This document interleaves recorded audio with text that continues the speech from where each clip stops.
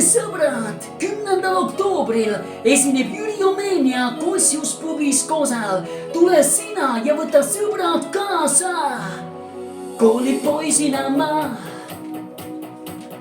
läksin kord vaatama ühte filmi ja siis armusin.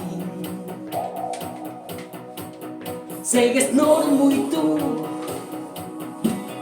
hangub lootusetult, kuid see polegi katsumusränk, kõigest mäng on.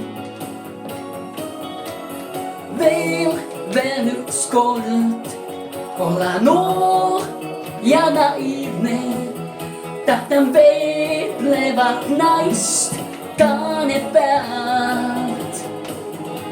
nüüd vaatan taas üht vana filmi ekraanil, vaatab aga Merilin. ei varja ma käega oma väsinud silmi ja tunnen, et ta ongi siin. jälle naerab, viipab käega ja vahet pole enam taevamaal.